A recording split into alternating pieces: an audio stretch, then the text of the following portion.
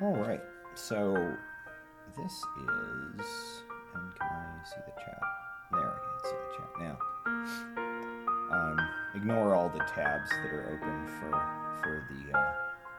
for tomorrow.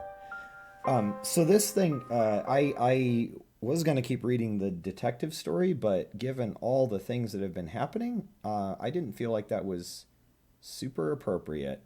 And also, it's a pretty depressing kind of gross, not gross. It's kind of a violent, dark story, and I don't know that that's necessarily great right now. So I'm gonna put that one on hold and read this one instead. This is one of the alt epilogue stories. I know Fleece heard the one before it, the one that was, well, I'm sorry.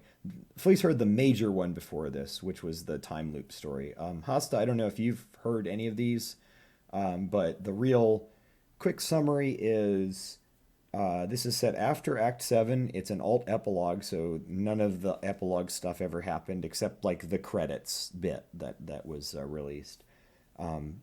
The general conceit is everyone's sort of living on Earth C. This is set like right after, so they're like in their 20s.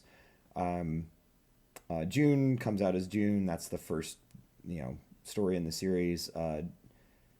Terezi and Jade have a relationship that doesn't go great for a lot of reasons, and Jade is sort of isolating herself, and Terezi like goes off into space and comes back, and Vriska comes back, and they do this whole time looping plot where um, stuff gets worse and worse and worse until Vriska figures out, basically how to like apologize and shit, essentially. So at this point, Rose and Kanaya are married. Vriska and Terezi got married. Yeah, there's a lot going on. Vriska and Terezi are married. June, Callie, and Roxy are all in a relationship. This is set after. Yeah, there's a lot. It's ending. It's in a pretty good place right now. I'm just hold on. Let me get an idea of where this is in the continuity. Uh, yeah. So June. This is the June coming out fic. This is a Rosemary like dealing with nightmares. This is the Jade Terezi story. This is the Vriska coming back. Um, yeah. Okay. So yeah, we're nice. Yeah. So they're everyone's kind of in a decent place. That's pretty much where all you need to know to really understand this. Vriska's back is probably like the central conceit. Vriska's back and June is out as June are like the two key things that are necessary to understand this. Um, yeah, so summary. Earthsea was created. The epilogues and their associated baggage never happened. Vriska Circuit has returned to Earthsea. Stability has been restored. In an attempt to help Terezi deal with increasingly disturbing dreams, Vriska sets up a group support system with others who understand what she's been through. What starts out as a simple attempt to help her wife turns into a complex balancing act of negotiating existing relationships, forming new ones, and discovering one's own identity and boundaries. As the relationships of Rose, Kanaya, Vriska, and Terezi become increasingly intertwined and complex, each of them must learn how to understand their needs, communicate with their partners, and move forward in the spirit of a hopeful future. This is a generally very positive fic. It's got like some heavy themes, but not like super like it doesn't get depressing. There's no like chapters that end on horrible notes. It's pretty like starts in the middle and gets hopeful. There's also no like semi not safe for work stuff in here. Um, yeah, so while this work does touch on some somewhat heavy themes, there's nothing within that should require trigger or content warnings. Overall tone of the work is quite positive. There are discussions of sex, sexuality, relationships, and other related topics. None of this is sexually explicit and should be appropriate even for a teen audience. This one is T-rated, and it definitely it's earned it. So nothing that requires anything particular. And now I'm gonna take some water and start reading. And hold on a second. Yeah, I don't know. Whatever. Twitch is telling me I only have one person viewing, but I don't think that's accurate because Twitch is stupid. Yeah. All right, whatever. Chapter 1. Peace is a state of mind I struggle with. Oh, I have some thoughts on that. I'll give you some thoughts as I read. So yeah, I'll give you my way of doing chapters. Okay, I did say that there was. I believe what I said specifically was that there was only going to be one not safe for work chapter, and then we got to the other not safe for work chapter. I did not claim there was not going to be anything that wasn't mildly not safe for work, was what I said. um, it's Fade to Black. It's PG-13 plus. Anyway. This one genuinely does not have anything that's even borderline. Like the most this have is like kissing. And a lot of discussion of like polyamory and stuff. So if you're of the sensibility that that's inherently like ooh, then maybe not this one, but yeah, this is very like clean. Night is a still place, full of calm reflection and hidden terrors. For Terezi Pyrope, it was that stillness that defined the night more than anything else. Her vision long since lost, her world was defined by the sounds, smells, and subtle movements all around her, rather than the mere presence or absence of light. When night fell, it brought a cloak down over the world, a great settling as the diurnal animals of the world took their ease and the nocturnal began their quiet ventures to find sustenance. Even the trolls of this world, originally adapted to a nighttime existence, necessitated by a considerably brighter sun, had taken to living their lives primarily in the light.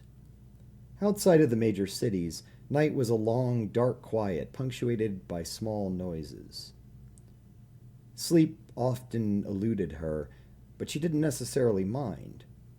The respite from the constant thrum of the daytime was a welcome one. It was part of why they moved so far away from everything. When she and Vriska Circuit had been married the year before, they had settled near the incipient Carapacian nation, hoping to spend time with their friends who were involved so heavily in setting up the tiny country. Terezi hadn't been prepared for how overwhelming it would be. The noise of the city they lived in seemed to press in on her every moment of every day. The night brought little relief, and she found herself growing increasingly irritable. One day, perhaps sensing the root of the problem, her wife had asked her if she wanted to get away for the weekend. So they'd packed up, alchemized a copy of the stupid flying car that Dave and Carcat used, and took a trip out to a lonely island to the south. Getting back to the mainland was easy, and keeping in touch with their friends even easier still. Vriska could fly, and Terezi had the car. They were not isolated. But Terezi had somewhere that the overwhelming noise of the world wasn't so bad. It smelled nice there, too. The array of floral notes that came from everywhere, and the fresh smell of the ocean, not to mention the colors everywhere. Terezi had been truly happy, and she had never felt more in love with Vriska than when she casually suggested after a week on the island that maybe they could just kind of live there permanently. After she got over feeling like her heart was about to fill to bursting, Terezi had basically tackled Vriska, and after about a half hour, it was clear that this was what was going to be happening. It was idyllic and pleasant, damn near perfect. Daytime was as full of activity or as calm and peaceful as she wanted. Nighttime was quiet and soft and warm. She and Vriska slept together in a bed that was far larger than strictly necessary, and Terezi found herself frequently curled up on her wife's stomach while she slept. Vriska snored a lot and made weird noises all the time, but Terezi found it oddly comforting. But Terezi still couldn't sleep. An hour or two at a time, then she'd be awake again and on her phone, hoping for some kind of distraction. A conversation between Terezi and Rose. This is before I properly labeled my pester logs. This is like the third thing I've ever written of Homestuck Fanfic. Hey, Rose. Yep. Well, I suppose I am now up, despite my earnest desire to remain asleep. I'm sorry, that came out wrong. What's the matter? Do you ever remember stuff from the other timelines? Just how things could have gone.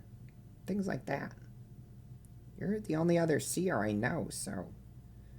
I'm afraid that I can't say that I do. My own issues had more to do with the connections I'd made to beings that I had no business getting so intimate with. So no, I can't say that I do. It's just that it's so random. You know what? Never mind. Sorry I brought it up. Gal's calibrator disconnected. Terezi placed the phone back down and scooted over to the bed where Vriska lay. Terezi snugged herself up against her wife's side, wrapping her arms around her and planting her face firmly in Vriska's neck. Terezi breathed in slowly. Vriska's hair smelled nice, still faintly like salt water from being on the beach the day before. Was it? Vriska wasn't completely awake, but she turned her body toward Terezi, who smiled. Love you. Love me too. Vriska muttered her response and promptly fell back asleep, her breathing soft and measured. Terezi's heart was thumping and her cheeks felt hot. She was feeling a bit silly, but also pretty happy. Generally pretty happy. But the thoughts came anyway, unbidden and unwanted, and Terezi knew she would not soon be sleeping through them. Terezi opened her eyes. From the warmth in the air and the feel of the sunlight hitting her back through the window, she realized that she had, in fact, slept. A sheet had been placed over her, and she felt a wet smudge on her neck. Wiping with a finger and giving it a quick taste, of course it was Vriska's lipstick. Vriska wasn't in the room. Terezi couldn't smell her or hear her, and for a brief moment she felt a raw panic rising up inside her chest. There was a world where Vriska never showed up, and she was supposed to, where Terezi had waited all afternoon in that lonely field, and then walked alone back to her treehouse and waited for her destiny to finally arrive. She was back there. The panic was boiling into something she knew she wouldn't be able to manage. She was clawing at the bed now. Everything was hard to hear. The air pressure changed, and Terezi heard the door slam shut. "Oh, shit!" Vriska's voice was loud and clear, and Terezi felt her sit heavily on the bed, and there was a hand running over her back. "Are you okay? What happened? What the shit, Rezi?" Terezi tried to keep her breathing under control. God, shit. I'm good. Part of her almost expected a sarcastic crack, but this was Vriska, who had spent an unfathomably long time trapped in a place of timeless, forced reflection. This was a Vriska who had watched the people she wanted desperately to make amends with dissolve because she couldn't quite figure things out right the first time. "Yeah, you really don't look like you're good." Vriska placed a hand on Terezi's forehead, sighed, then went back to running her hand over her back. In spite of herself, Terezi found the effect immensely calming. She was starting to cry. God damn it, why was she starting to cry? "Can we talk?" She felt Vriska tense up. "Oh shit, no. I'm sorry. I mean, can I talk about something I've been going through? You aren't doing anything wrong. I just need to tell you." Vriska relaxed a little. Yeah, you can tell me anything. Please don't think I'm crazy?" Vriska laughed, a short, abrupt noise that reminded Terezi of the young troll that was always right about everything, even when she wasn't. "Yeah, big chance of that happening, dumbass." Terezi laughed too, in spite of herself. She closed her eyes and let herself lean into the feeling of her wife's hand on her back. It was nice. This was nice. "I remember everything that happened to me. I mean, everything. All the different timelines we've been through. All the loops and doubling back and weird bullshit. Not all the details, but enough." She waited for Vriska to laugh or make a joke, waited for some kind of comment, because in some ways that would be preferable to where she needed to go with this. It never came. Instead, she felt long fingers in her hair running along her scalp and gently tugging at the deep black strands. "I've tried to talk to Lalande about it, but she's not a seer quite the way I am. For her, it's more about a kind of general awareness of the way things should be. For me, it's always personal. I don't think this would bother me normally, but we've all lived so many different lives. I keep waking up afraid that I've slipped back into one of them. They were all so..." She was searching for the word. Unexpectedly, she heard Vriska speak. "Lonely?" That did it. That got the tears going for real. Terezi sniffled. "Yeah, lonely." "I still feel like I'm there sometimes." Vriska's voice was quiet. Almost too quiet to hear. She sounded ashamed of herself. It was hard to place. I don't remember everything. Not even most things. But I know I was somewhere else, and I know I was there for a long time. Sometimes I wake up and I think that I'm back there. It's hard to explain. She didn't need to. Terezi knew what she meant. Terezi rolled over onto her back, taking Vriska's hand in hers and pulling her down. She pulled Vriska in close and buried her head in her chest, under her chin. Breathing softly and tasting the faint smell of her wife's sweat, Terezi felt grounded, centered. I keep waking up expecting to be all these other places, to be other versions of myself, and they're all so terrifying. Worlds where I killed you. Worlds where I'm dying and you're not even there. Worlds where we're both dead and we're just sitting there and waiting for oblivion to hit. And then I'm back here with you. And sometimes it doesn't even feel real, and I fucking hate it. Her chest heaved as she started to sob. Vriska softly kissed her forehead, a gesture that showed a degree of tenderness that Terezi wouldn't have thought possible a few years ago. I have an idea about that. So, quick thoughts on chapters. In this fic and a lot of the other, like, alt-epilogue fics, what I end up doing is going person to person. So I kind of decide, like, how much of the story am I going to show from this person's point of view? And then when it feels like I've reached a point that kind of works, I just stop. And I do, for serialized fics, I tend to do a lot of, like, cliffhangery endings where you're kind of incentivized to keep reading. Like, there's some lead into the next chapter. When I did the stuff that's, like, one person's point of view, which I honestly don't have as much of, because the only big ones are the Jane Resi stories, which are all point of view from Jane's perspective. I would just kind of like think about like kind of the scenes that I wanted to include in the chapter. So usually I would do like one kind of central theme of the chapter. Like, this is the chapter where they go to the nightclub and they talk about some stuff and they go to a second location that they're told about. And it's going to end on this big like kind of, oh my God, what's going to happen moment. So I usually try to think about like general, like what's going to be told about. And then also lengthwise, I try to keep them to like, I try to do chapters of about 2,000 to 3,000 words, which I feel like is a good, pretty sizable chunk. For the Heir to the Listless, I did way shorter. I did like 1,000-word chapters because I wanted it to go faster, and like to switch perspectives more. Because that was a shorter fic, and I felt like drawing some of that stuff out wouldn't work. But yeah, kind of two different philosophies on it. Anyway, so chapter 2, The Fucked Up Timeline Survivors Fun Club. Vriska created the group Fucked Up Timeline Survivors Fun Club. Vriska added Terezi, Rose, Dave, June. Yeah, and I'll provide additional thoughts as I think of them. And Kanaya. Okay, I started this because I'm basically the best. No, not doing that anymore. This is because we all went through some shit. Timelines and retcons and dead Daves. Oh my. Shut the fuck up, alive Dave. Am I correct in assuming that this is supposed to be some kind of group therapy? A session in which we will all participate and share our trauma and, in doing so, perhaps become more in tune with who we are and feel better?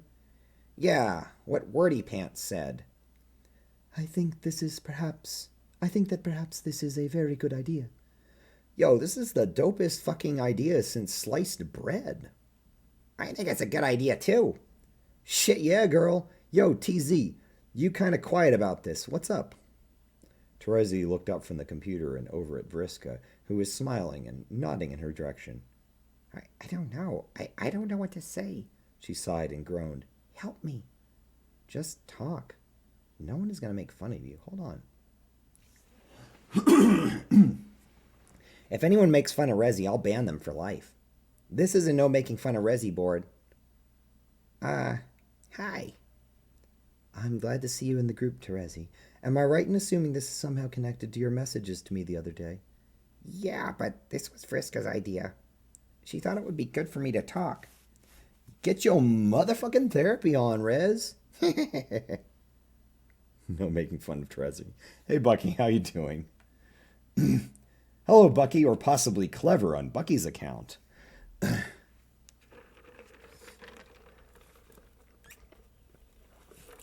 Or possibly Bucky and Clever listening on the same device. Fucked Up Timeline Survivors Fun Club. I think it's harder for me because I have no memory of being in that world at all. But also it disturbs me greatly to think that I have the capacity to lose control in such a dramatic fashion, to be able to hurt the people I love so very much. Did you just make a love confession to me? You all heard it. She did. You two are being silly. I feel like this is a discussion we should be maybe table for the time being. It would be a discussion for another forum entirely. Maybe in private. Our mate sprits have a crush on each other, Lalonde. This is incredibly unproductive. Oh, are you flirting with me now? You got a cute butt, Lalonde. Anyone ever tell you that? I may have mentioned it once or twice. We've far exceeded the original bounds of what this was supposed to be about. You're being ridiculous again. I mostly just want to see how this plays out. Are you all getting married now? Can I be the maid of honor? Ironically, I have found that this has sufficiently distracted me from my original thoughts that I am no longer feeling quite so down. I do, however, have to question the motivations of the circuit pyropes, at least with regards to their intentions towards my wife's butt. Oh my god, that did not come out the way I thought. I am so sorry. Well, shit, Maryam. Just let it all out there. Open and honest up in this bitch to the fucking maximum A. A for ass in this case, I guess. Because y'all are a bunch of perverts. I am immediately and permanently regretting my decision to participate in this. I think you would all be cute together. June, you are not helping in any way, shape, or form. It's just Bucky. It's just Bucky here, Costa. I was just joking around. I figured it was probably just them.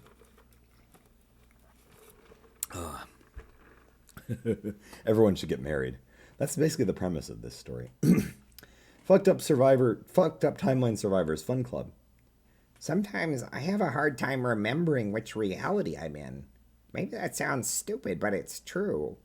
I wake up and I don't know which time I'm in, and I'm always so scared it'll be the one where Vriska is dead, or she's still gone. I don't think it sounds stupid. I was really scared when I went back to fix everything, that I'd get back to the main timeline and everything would still be the same. Like I didn't do things right. Sometimes I feel like maybe I missed something, and everything will suddenly turn. We'll end up in some darker version of the timeline because of something dumb I did. Can it? I'm hugging both of you dumbasses so much right now. Yo, this is some therapeutic ass shit up in here. Hey, it's Clever. A wild Clever appeared. Good to have you here. She does actually have kind of a nice butt. Terezi muttered it sleepily, clutching onto Vriska's stomach and smiling. Vriska snorted. Oh, Jesus. Seriously? You said it first. Terezi poked her wife's ribcage lightly and felt her shiver. Some doors can't be closed. Vriska smiled. Terezi felt her shift her weight and settle into the bed. Is it helping? Vriska's voice was soft again. The Survivors Fun Club. Yeah, it kind of is. I still feel like everything is still right there, but... She wasn't waking up in the middle of the night as much. She felt more at peace with herself. She was no longer feeling like she might slip into another reality without warning. I feel better lately, Vriska. Terezi sat up and planted a kiss directly in her wife's mouth. She stayed there for a while, savoring the feeling of it, the way Vriska's lipstick tasted and how soft her lips were. Eventually she pulled back, hearing a quick intake of breath from Vriska. Thanks. A super low energy Clever appeared. Fucked Up Survivors Fun Club. Dave changed the name of the group to Vriscan Rose Resi Shipping Dock. Oh, fuck you alive, Dave. I'm just speaking truth to power. Vriska changed the name of the group to Fucked Up Timeline Survivors Fun Club. Your problem is you're not fun anymore. I don't know if that's really true. Dave changed the name of the group to Rosalind Butt Appreciation Club, and also June and Dave. Ha fucking ha ha. Truth to power. I actually kind of agree with them on the whole butt thing. I do not understand why we are still having this conversation. It has been at least a month and a half now. You're all terrible people, except Kanaya, and I hope you all burn in hell, except Kanaya. Vriska changed the name of the group to Fucked Up Timeline Survivors Fun Club Shut Up Dave. Kanaya put her phone down and leaned over Rose's shoulder as she sat at the computer and nudged her softly in the ribs. You do have a pretty cute butt. I'm glad to see it being appreciated in its time. She grinned, her fangs sticking out a bit at the bottom. Oh, stop it. Fucked Up Timeline Survivors Fun Club Shut Up Dave. So, basically my whole thing was that I never knew whether I was one of them. The dead Daves, you know? Stable time loops are such a pain in the fucking ass to maintain. Kept feeling like I was motherfucking losing it. Still wake up at night. I feel like it's starting again. Same. I feel my experience and that of Rose are subtly different, but essentially the same. Yeah. Me too sometimes. Terezi reached over toward Vriska. They were both on their phones this time. Her hand brushed her wife's thigh. Vris, really? Vriska didn't respond. She was trying to stay quiet, but Terezi could hear her starting to whimper. Oh, shit. When? She could feel Vriska shrug. I don't know. I keep getting these weird flashes from the other version of myself. Or memories of things I don't think happened. But maybe they did? This other place that I'm pretty sure was the black hole, but I can't quite remember it. You've been sleeping better. I didn't want to bother you, so I just kind of sit there and think on it. Vris. Without saying another word, her wife just kind of collapsed into her, shivering and hugging and crying all at once. I'm sorry. I should have told you. Shit, Vris, it's gonna be okay. You told me now. That's what matters. You're doing okay. You're good. Shoosh. Terezi held her wife in her arms until the shivering stopped. I forgot I did this in this. So this one does have chapters that switch POV in the middle of this story. So more thoughts on chapters. I try to tie them together thematically generally. So like this chapter is their conversations on the little group thing and kind of like showing a progression of time that ends with realizing that Vriska's dealing with some of the same shit that she started the group to help Terezi deal with. Like, so yeah, like I try to like think of like, okay, here's where the chapter starts. Here's kind of where I want it to end. Fill in the middle part. Or like sometimes I'll do a chapter that has like a theme to it, like a certain type of like format, like having a flashback and going back and forth between that and the present, or dealing with a character's emotions, or the chapter where June comes out as June, where it progresses through that thought process. So trying to keep things together thematically, and then dividing it up into chapters lets you separate those out so the reader's real clear on what's happening. Also, you don't have to write it all at once because you can release it in chapters. Chapter 3. She has this friend she sees, you see, and truth be told, the friend is me. The screen was blinking. Kanaya knew she had a new message. She could see from the preview what it said, even. Still, on some level, she wasn't sure if she had the mental capacity...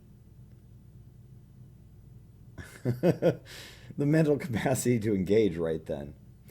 Not that she was in a bad place, per se, but it was also 3 a.m, and the only reason she was up now, she was up was now sleeping off the night's activities in a comfortable heap on the bed, smiling from ear to ear with a couple small droplets of blood still on her neck. So, in honesty, Kanaya kind of didn't want to ruin the mood. Damn Ashen Quadrant tendencies.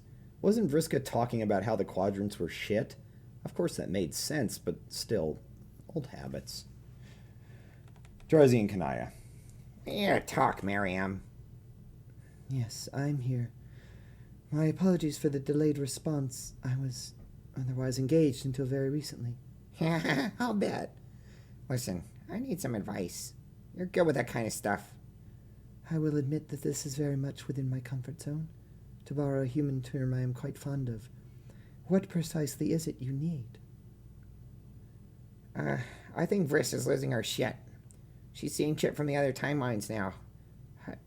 I don't want her to get hurt anymore. Can you please talk to her? Oh boy, shit. Please don't get weirded out here. I think she still kind of loves you a little bit. She's not as good at hiding her feelings as she thinks.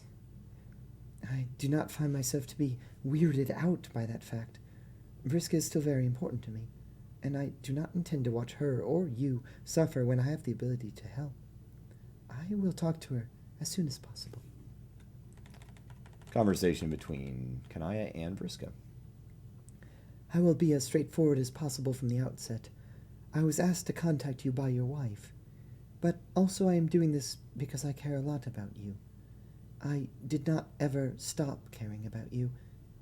If that makes you uncomfortable or otherwise crosses any boundaries, I will happily refrain from further engaging in a way that does not please you. Oh, great. In that case, I apologize and will take my leave. Wait, no. Please don't. Please don't leave me, Kanaya. Oh shit, that came out wrong. It is not a thing I was concerned with.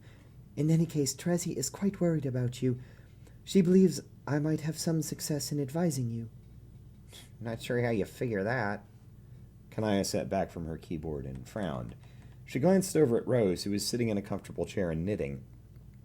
Darling, can you please come here for a moment? Kanaya called out to Rose, who was placing her knitting in front of her and placed her knitting in front of her and walked over. Placing her hands on her wife's shoulders as she approached. Terezi has recently asked me to essentially act as an auspicious between her and Vriska. Vriska is experiencing some rather troubling thoughts and feelings, and Terezi believes that I would have a chance at connecting with her. I believe this is in no small part to my history with Vriska and, perhaps, my previous feelings towards her. Kanaya blew out a breath, catching a stray lock of her hair that was hovering in front of her face. Feelings that, I am ashamed to say, I do not find myself completely without in the present. She felt Rose squeeze her shoulders. Yeah, that actually kind of makes sense. Kanaya blinked. Did you perhaps not hear the latter part of what I was saying? I would be happy to repeat if needed. Rose was laughing. Why was Rose laughing? I hear you. You said you still got feelings for Vriska. Maybe. You seem a little unclear on that, but that's okay. I don't understand. Kanaya paused, fidgeted, and leaned all the way back in her chair, looking up into the shining violet eyes of her wife. I was led to believe, by your works of human fiction, that you might react in a way that was quite hostile when learning that I still harbored feelings of a red nature for someone that is not you. Rose was still laughing. Her face was beautiful when she laughed, but Kanaya was confused. Hey, Kanaya, do you think I'm an idiot? Kanaya could feel the shock on her face. You are perhaps the most intelligent person I know. She was blushing furiously. It's part of why I fell in love with you. Rose nodded. Yeah, I am pretty great. She winked. But really... Oh, no, that's Roseline. But really, we've spent enough time around each other that you know that you've still got... that I know you've still got kind of a thing for Vriska. But the human fiction... is fiction. Rose leaned over and planted a kiss in the middle of her wife's forehead. In case you haven't noticed, none of us are exactly a standard heteronormative template these days. Or did you forget the trans polytriad that lives basically next door? Rose shrugged. I guess what I'm saying is help Vriska out. If you want to do it because you feel morally obligated, or you want to do it because you love her, or whatever, just be honest with yourself and let me know where that's going, and we'll kind of, figure shit out. I must admit that I was not fully prepared to have this discussion today. However... She smiled up at her wife. I'm not in opposition to it being a discussion we might have been having and may continue to have in the future. You're right, Rose said cheerfully. I do have a cute ass. As soon as Kanaya started blushing a deep jade, Rose planted a finger squarely on her nose and turned to walk off. Kanaya turned back to the computer. I do so apologize for the delay in my response. I was just participating in an edifying conversation. You will be pleased to know that you are the subject of conversation in a very distinct way these days. Smiley face. In the interest of being very open and honest, which is a thing I am generally very proud of for myself, in that spirit, I feel I should admit up front, I may not have been totally correct in expressing my feelings a year ago. Why do I get the feeling this isn't what you originally intended to talk about? I was asked to talk about the dreams and other thoughts you have been having. A thing I fully intend to do once I let you know one thing I think is important. And what might that be? Kanaya shifted in her chair. She glanced over at Rose, who met her gaze and smiled. She closed her eyes, and this was a thing that was going to happen. She opened them again and typed, her fingers feeling weirdly heavy. I feel I need to tell you that I was not completely open last year when we spoke. I failed to tell you that, perhaps, I have some feelings for you still, of the red variety, even though you express the quadrants are nonsense, which I fully believe. I'm saying that I think I love you. You surely made a complete and utter hoof-beast ass for yourself this time, Kanaya. She looked over at Rose again and made a face that she hoped conveyed her utter distress. Rose put a finger to her lips in a shh motion that came across as almost ludicrously soothing, and she smiled. Kanaya reminded herself to pen a treatise on how the writers of all human fiction were horrible liars, except Rose Lalonde, who is a saint. Wow. Really? This isn't some weird game. Is this really Rose talking?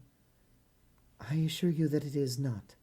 I have in fact already disclosed this fact to Rose, who was far more supportive than I was led to believe would be the case. Okay. Holy shit. I feel like we need to be in person to talk this through, like all four of us, because this is not where I thought this was going. As Kanaya was trying to process all this in her head, she saw another chat window pop up. Fucked Up Timeline Survivors Fun Club, Shut Up Dave. Dave changed the name of the group to the Repressed Feelings Club plus June and Dave. Your timing could not have been more exquisite, Alive, Dave. Oh shit, you're doing that now too. Hey, Alive, Dave. Some of us are bearing their fucking feelings here. Shit, yo, for reals? Dave, you realize Vriska and I live together, right? I can practically smell what she's typing. I don't have a problem with it because I'm not a bigot like you. That was fucking low, my main dog. Shit, Rezi, why you gotta do me like this? Okay. I know what I'm laying on too strong. Dave changed the name of the group to Good Time Feelings Fun Club, featuring June and Dave. Vriska changed the name of the group to Shut the Fuck Up Dave, featuring Shut Up Dave. June is cool, though. Kanaya found herself giggling, and she looked over at Rose to see Rose smiling at her. The dialogue between all of them is so much fun to write. Like, their dynamic is so fun to explore.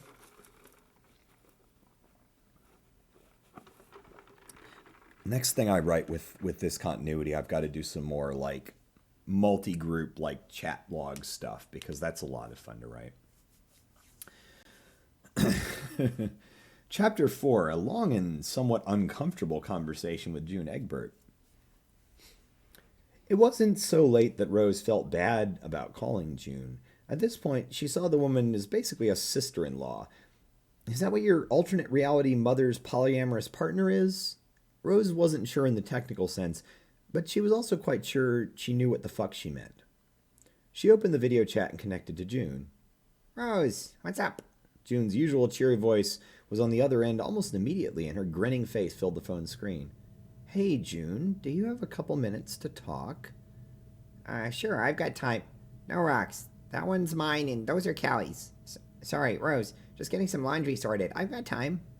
There was the sound of feet on stairs over the phone and a door closing in the background. What's up? Rose took several deep breaths. She wasn't sure where to start with this. Promise me you won't talk about this to anyone, at least until I figure some shit out. June into the phone, and that was good enough. So, you know how we're all talking in the Survivors Club? Well, I guess Vriska's been having some dreams and shit about other timelines. shit she experienced and forgot about, that kind of thing. Terezi asked Kanaya to talk to her because she figured that maybe Kanaya could reach out to her in a different way than Rezi could. Okay, so far so good. Rose figured she was doing a good job summarizing everything. That was important. Context was important.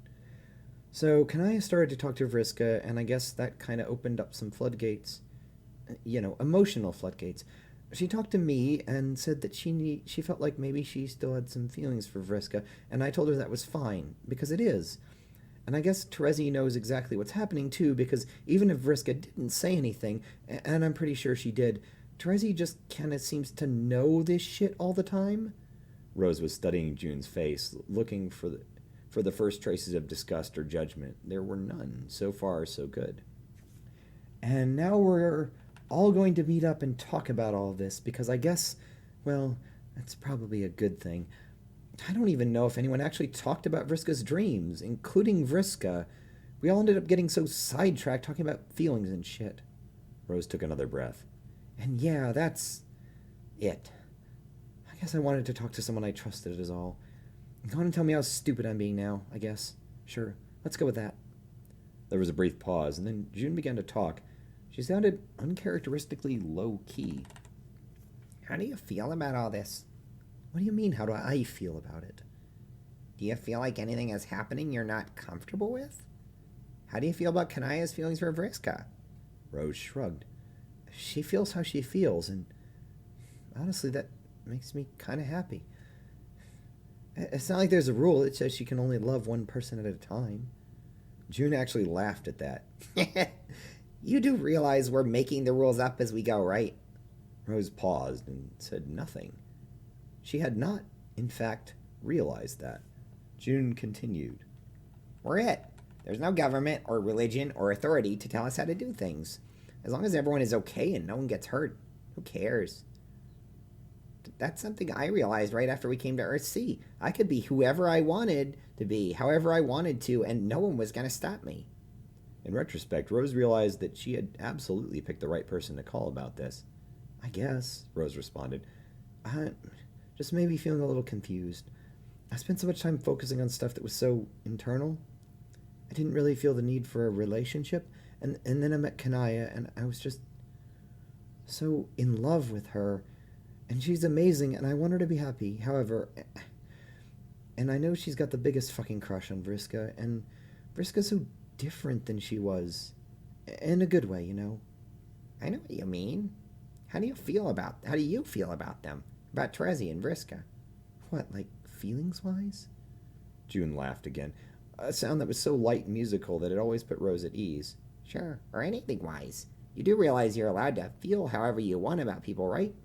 You can be attracted to them however, or not at all. Or want to do whatever, or nothing. As long as everyone's talking and no one's being heard, it doesn't matter. When June finished her sentence, Rose stopped to look down at the floor. She hadn't really thought much about it. She was so focused on seeing Kanaya through on this and making sure she was happy. She hadn't really stopped to think about what she wanted for herself. Oh shit, I don't know. I mean, they're both hot as shit.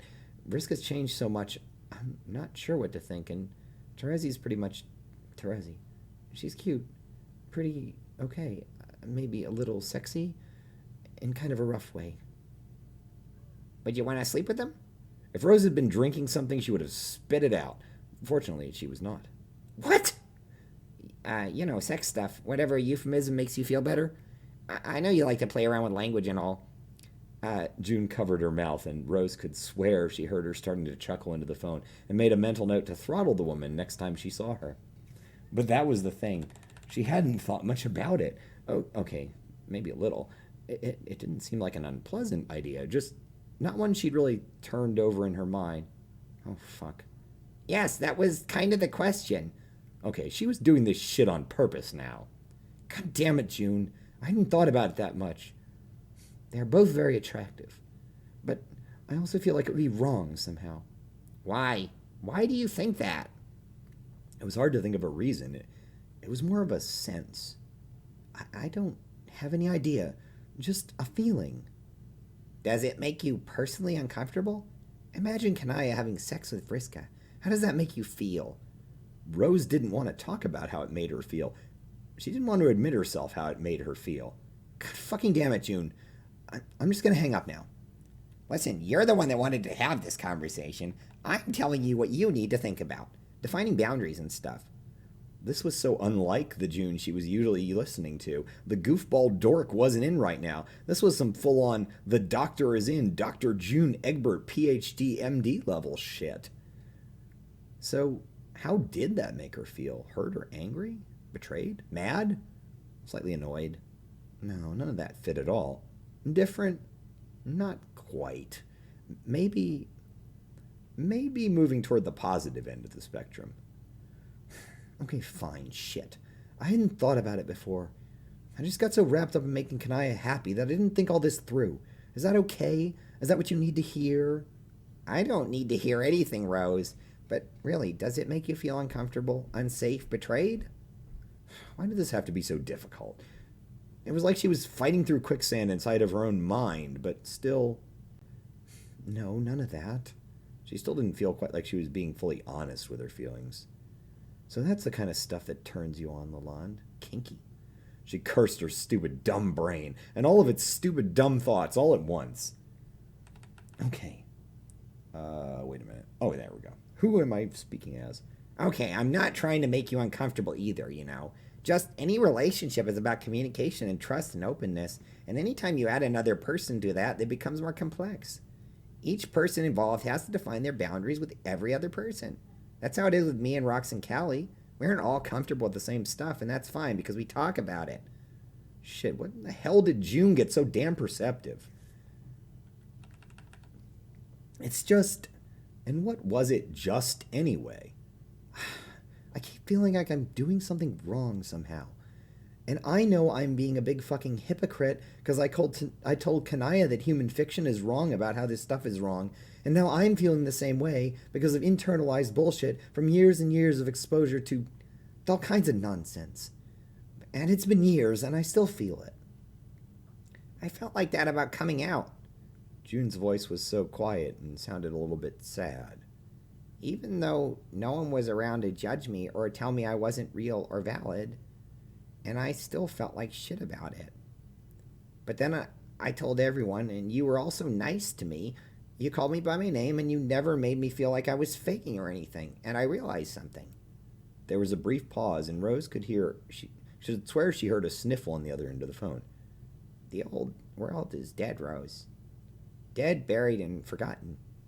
We're the only ones left to even know anything about it, and we don't have to keep letting it drag us down. I told myself that I was done with that I was going to live and be happy for once. I spent years feeling like there was something wrong with me. Yeah, she was definitely crying. Rose wished she could be there to hug her friend. Seriously, Rose. Years of wondering why I couldn't just be normal. Then I realized something. I was normal. There was nothing wrong with who I was inside. It was all the other people who wanted to jam me into a mold and force me to stay there forever. And those people are gone. I chose the family I have now. I chose all of you. You're doing the same thing every single day you're alive here. Okay, yeah. Now she was starting to cry too. Stupid perceptive, smart June Egbert with her stupid, weirdly smart goofball brain. I don't know what this has to do with my question, June, Rose said in a way that she hoped would convey that she didn't mean it seriously.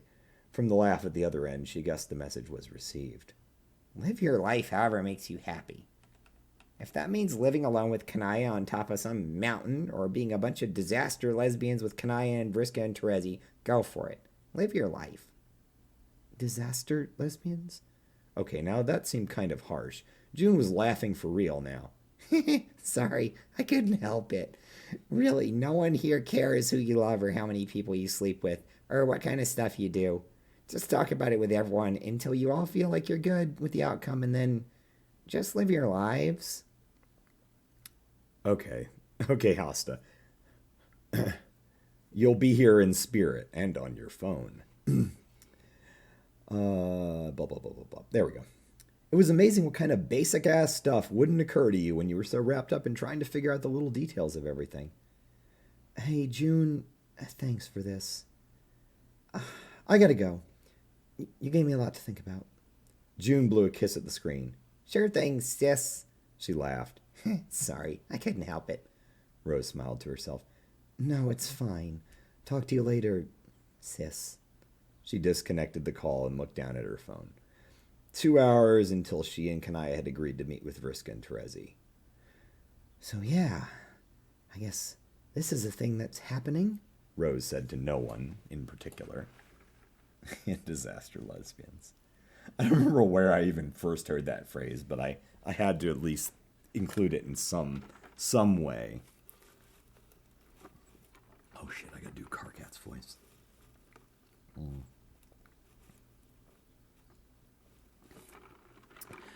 All right.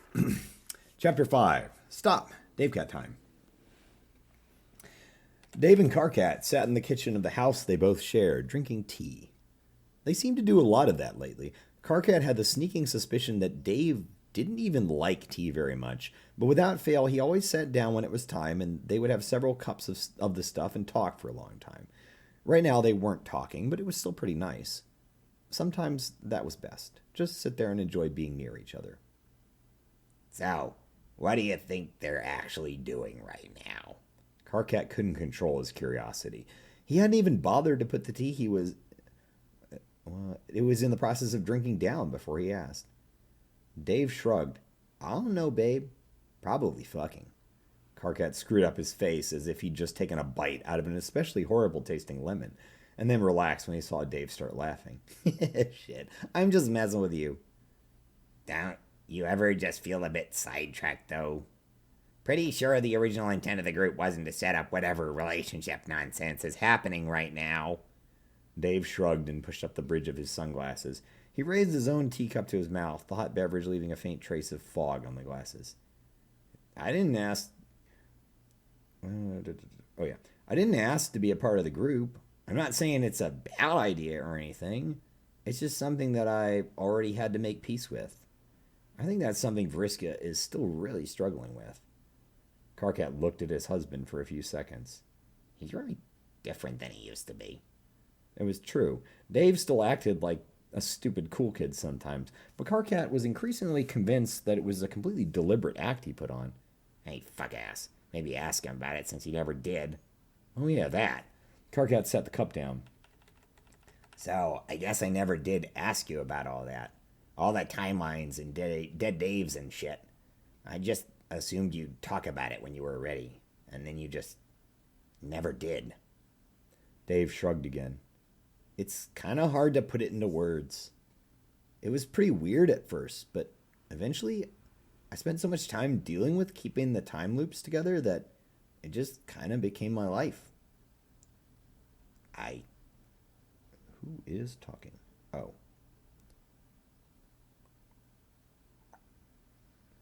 I think that's what Vriska is feeling right now. Maybe it's different for her since it was always her going through the time loops, but it's going to take time for her to make peace with the fact that she's always going to have these trace memories of stuff that, in effect, never happened. Because she changed things, or helped them to change. Carcat had begun to drum his fingers on the table. That's my whole point. Isn't this all stupid bullshit going to throw off their, I don't know, healing process? I thought this was supposed to be for Terezi, and now it's all about Vriska? Or someone? Shit. It's not like there's one right way to figure your shit out. Dave reached out and placed his hand on Carcat's. The troll smiled at him and found himself blushing a bit. Vriska started the group to help Terezi, and I think it did. And maybe the others too. Or maybe whatever they're doing right now will help them all. I don't know for sure. I'm not them, and I don't need the same things they do. Or maybe it'll suck, and they'll stop and do something different. Gotta figure this shit out. We don't get a manual on this one. The room lapsed back into a companionable silence, and Carcat turned that one over in his mind. All I'm saying, Dave picked up the conversation again, is there's no one right way to do things. If they all figure this out and the thing that makes them happiest, sure. Why the fuck not? Carcat smiled at his husband, who was now leaning back comfortably in his chair. Why the fuck not?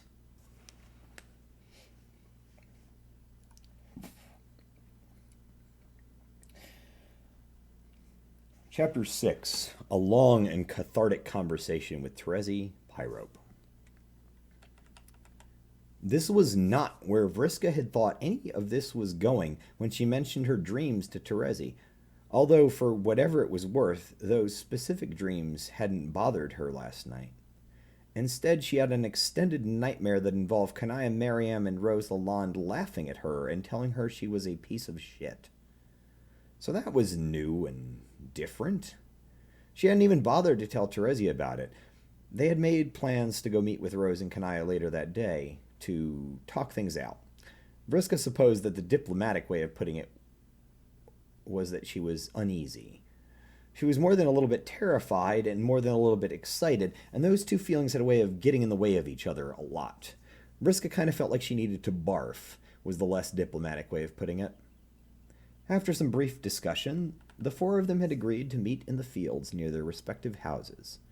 There was a spot Terezi was familiar with, and they could bring picnic supplies and set up and talk as long as they wanted.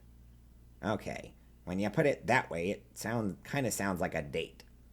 Anyway, she tried to put it, it sounded like a date. And that, weirdly, didn't bother her at all. She still gave everyone shit on the group chats because that was kind of her brand, but cooling for what felt like almost 1,000 years in a nowhere space and dealing with a disintegrating time loop that was predicated on her being just a bit too arrogant about the needs of others. All that had made Vriska realize that the whole fuck you guys thing was kind of wearing out its welcome. At the end of the day, she kind of did just want to have a picnic with people she cared a lot about. Maybe one or two or three that she loved. Is this the part where I rank them? I mean, Rezi is a no shit for sure, but Kanaya's pretty fucking awesome too. And you had a crush on her for forever. Lalonde, okay, I mean, she's actually kind of cute, at least. And she felt like she didn't know that much about Rose anyway. Although if Kanaya cared so damn much about her, she couldn't be an entirely worthless person. And Vriska had to admit that she'd done some pretty badass stuff in her life. Plus, they both had that whole light thing going on, and maybe that counted for something. Get a grip, Vriska. You were seriously sitting here rationalizing your attraction to Rose, which is a thing you just admitted you have, because you're such a goddamn idiot. Vriska buried her head in her palms and groaned. From around the corner, she heard Terezi's voice. Almost time for your date. She insisted on calling it Vriska's date, with basically no prompting whatsoever. She said it with a kind of unironic joy that actually lifted Vriska's heart. She would die before she told anyone, but the fact that her wife seemed to wholeheartedly support this insane endeavor gave her at least a little bit of courage that it might not end in complete disaster. It's not a date, Vriska spoke through her hands. It's a weirdly uncomfortable thing where we talk about awkward feelings and bullshit from the past, and then look really stupid while we sit there and stare at each other until someone says something even stupider, and everything just falls a fucking apart. Terezi poked her head into the room and grinned. You know it doesn't have to be awkward, right? How are you the one taking this so well? Did you miss the part where your wife basically admitted she's still kind of in love with another woman? Are you planning to leave me for Kanaya? Terezi said it with a disarming smirk that made Vriska flush deep blue. No. Okay. She paused briefly. Ooh, what about Rose? Are you planning to leave me for Rose? Playing the long game, eh? The smirk had transformed into a full-on grin at this point. No, Vriska muttered and looked down sheepishly. Huh, Terezi said matter-of-factly. Well then, so... She began to extend the fingers of her right hand to the left palm, one at a time, as if counting something out in her head. So I've died like 4 times to even get to this place. 1. Spent 4 years desperately wanting you back and not knowing if you were even alive. 2. Lived through several different realities to get you back here. 3. And finally got you here and we're married and actually living together and no one is dying. 4. Terezi slapped her hands together and actually laughed. But you think I might be upset because you still want to kiss Kanaya? Vriska, I want to kiss Kanaya. Everyone wants to kiss Kanaya. Vriska wasn't sure if that was strictly true, but the point was valid enough. Terezi walked over and planted her lips squarely on Vriska's cheek. Vriska looked down. I don't want you to feel like I don't love you anymore. Or as much. Okay, I love the new insightful Vriska a lot. Terezi placed a hand on her wife's arm. She thinks things through a lot more and tries really hard not to hurt her friends. It's nice. But confident Vriska doesn't need to take a complete back seat to overthinking everything all the time. I know that. It's hard not to. I keep thinking I'll screw something else up and we'll all be back in the same horrible situation we were before. Okay. Terezi's arms were wrapped around her stomach and she felt herself being pulled in close. But what if you don't screw everything up? You've had so much time to think about life and stew in your own delicious juices. Okay, that sounded more than a little suggestive. And now you're being a lot more considerate. Doesn't that make you more great than you were? Vriska smiled, biting her own lip lightly. Yeah, it does make me more great. She felt a slight pinch at her waist. So wouldn't it be better if everything worked out? Would you feel happier than if you just kept living in the shadows of how you feel? Vriska nodded. She couldn't really find any fault in Terezi's argument. Now hurry up and get ready. Don't want to be late for your date. Terezi let go of her and skipped back around the corner to finish getting dressed. It is all going to work out. This is a fic that is self-contained in that it ends well.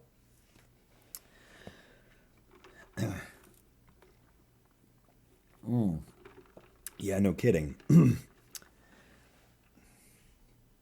There's so many, like, polyamory is unworkable and terrible and, like, a bad idea and, like, it's not human nature that I can't stand, and I like to portray it in a way that's positive, but not like, oh, it's just a bunch of people having sex all the time and they don't care about each other, because that's the other end of things. That's kind of gross, and I don't like it. Chapter 7, 4 times Feelings Jam Super Combo. Kanaya practically in Rose's lap, across from Vriska and Terezi on the blanket they'd set out. Terezi was sprawled out, her head leaning against Vriska's hip, grinning widely and sniffing at the warm afternoon air. Rose kept running her hand through Kanaya's hair in a way that was more than a little bit comforting. Vriska looked nervous. Kanaya could relate. So this is where we're at. Rose was talking first. That was probably a good thing. We're just here to talk to each other, put things on the table. Metaphorically, of course, since we don't have an actual table, and there are no actual things to be placed there even if we had one. That was cute. She was just as nervous as Kanaya felt inside. At least I am not the only one. The defendant stands accused of having feelings. Feelings of an almost human nature. Terezi cackled. Kanaya could feel Rose narrowing her eyes. Terezi, did you just quote a Pink Floyd song? Where did you even hear that?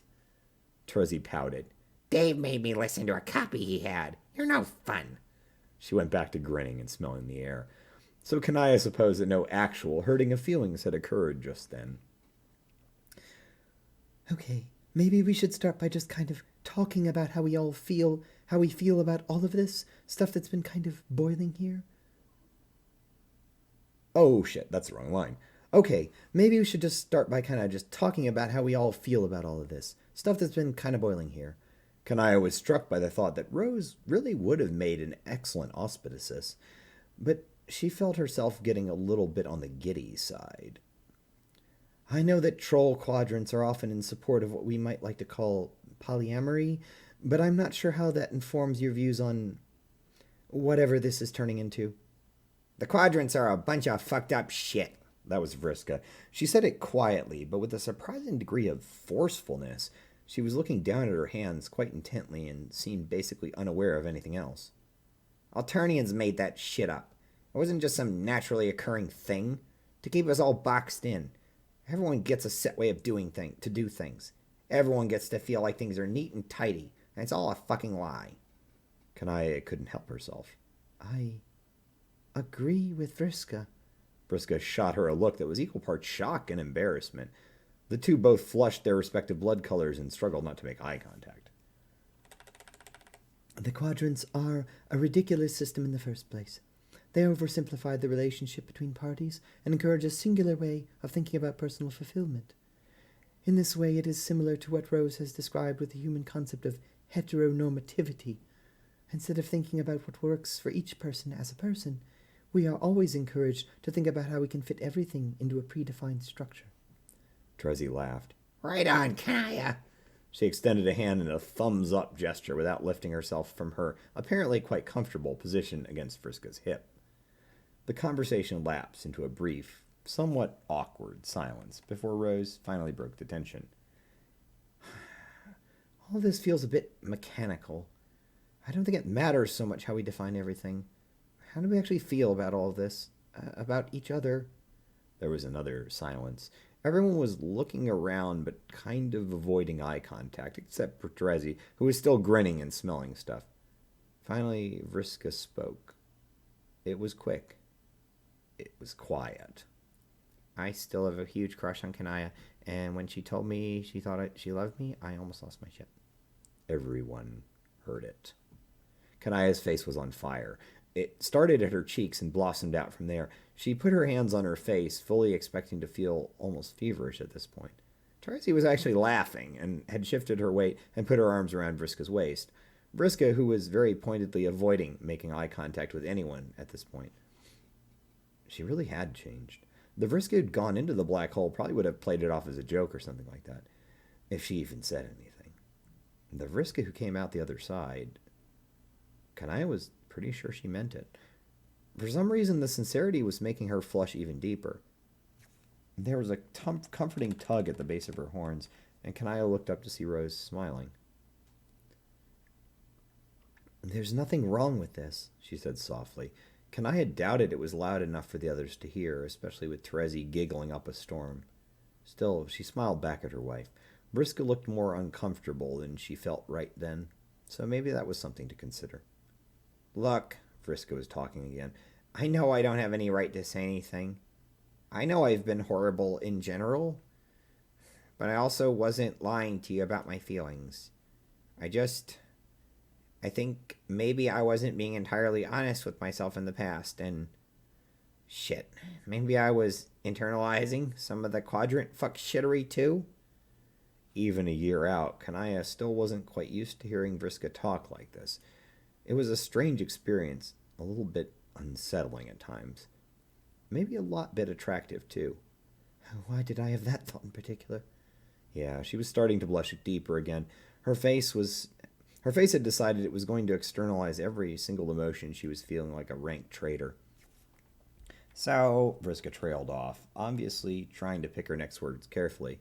Maybe, Kanaya, if you want to go on a date or hang out or something sometime, that would be nice.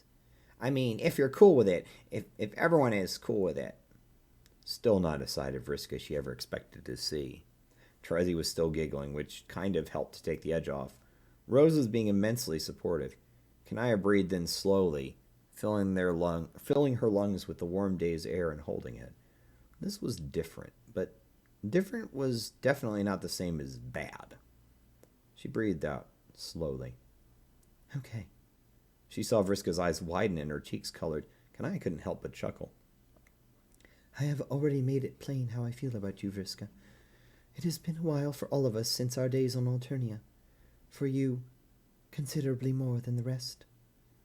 I'm willing to accept that you are speaking genuinely, from your heart, and then no longer possessed of some of your less desirable qualities. She fidgeted with her skirt. In fact, I believe it is this growth that has rekindled certain dormant feelings I may have had for you. I do not want anyone to think that I am being insincere, or that I was concealing information from those I care about. She glanced quickly up at Rose, who only shook her head slightly and smiled. A tension that Kanaya didn't even realize she was holding released, and she felt immediately better. The verdict is in. Terezi was still grinning, practically shouting. The plaintiff and the defendant will go on a date. There will be smooches. She was making kissing faces and laughing, and Kanaya wished briefly that she could have such an easygoing approach to all of this. Vriska looked mortified, but she was also smiling. Counsel will be kept apprised of the dating situation, so as to ensure no one is having their feelings hurt or doing anything they aren't comfortable with. Yes, she was really committed to this bit. As Terezi continued to make jokes and play around, Kanaya closed her eyes and let the feeling of the sun on her skin wash over her. That felt good. Rose was rubbing the base of her horns, and that felt good. She'd finally told all the relevant parties out loud how she was feeling inside, and that felt pretty good too.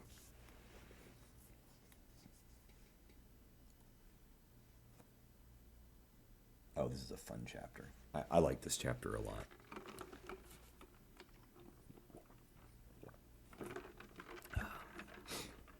Just 1 second.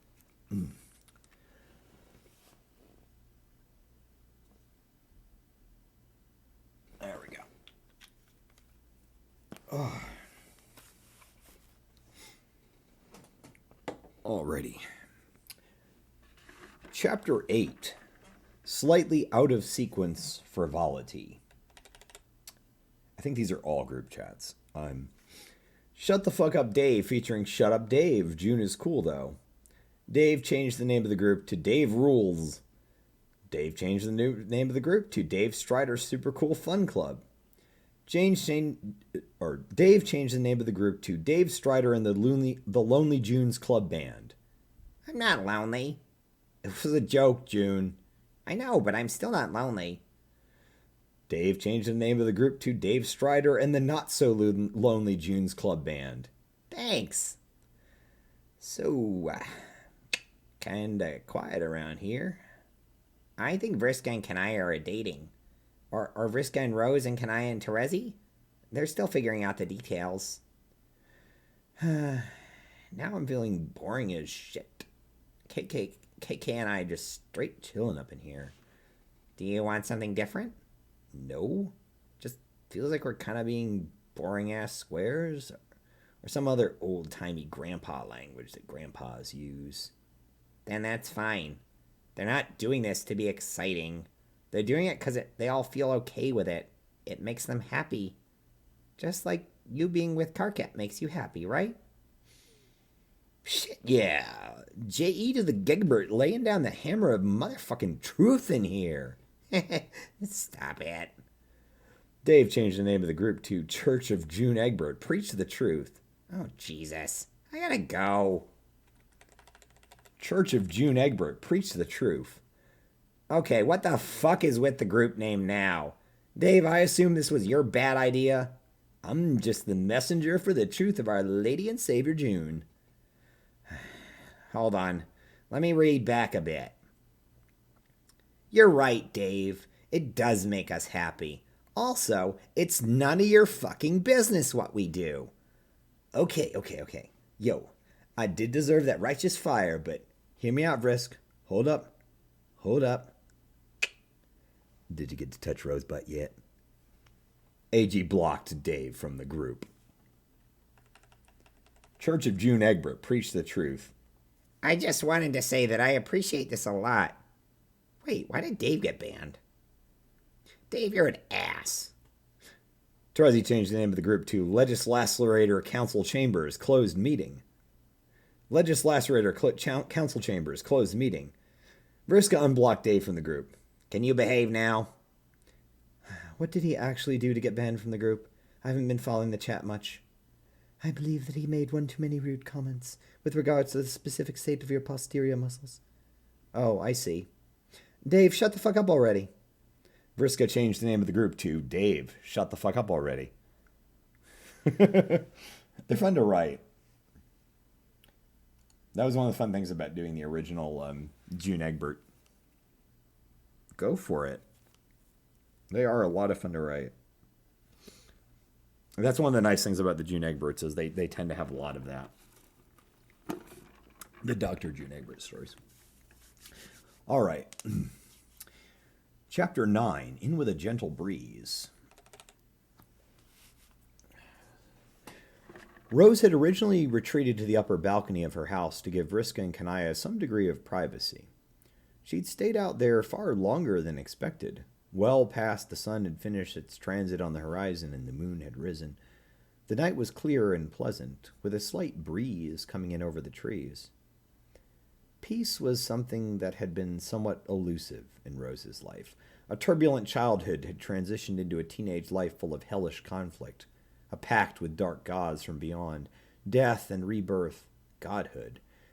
And finally, her role in the creation of this new place they lived in, a place that was supposed to be a new beginning for all of them, an escape from the demons of the past. But the demons had followed her through the door. Constant nightmares and the ever-present desire to drink. Rose shuddered to think what would have become of her if she'd insisted on fighting that battle all by herself. Part of her knew that there were versions of the world where she had tried and failed. She didn't quite remember those moments, more of a feeling that she got, but sometimes when she slept, the dreams still came to her. They showed her other worlds, worlds where she'd thrown the love and support of her wife and friends out the window and paid dearly for it. Hey, Rose hadn't heard Terezi come onto the balcony and had nearly jumped when she heard the troll's voice behind her. She turned and saw Terezi standing alone, smiling slightly. you mind if I join you? Rose shrugged and motioned to the space next to her. Terezi walked up and leaned against the railing next to Rose, leaning in a bit closer than was strictly necessary to have a conversation. "Are you okay?" Rose asked, a bit put off by the interruption of her thoughts, and not sure where this conversation was going to go. Yeah, I'm good. Terezi punctuated by swinging her hips and bumping into Rose with a short laugh. I just wanted to give the lovebirds downstairs some room. She paused. Her smile disappeared. She breathed out, a heavy sigh that didn't make it sound like she was good by any possible definition of the word. "Okay, what's wrong?"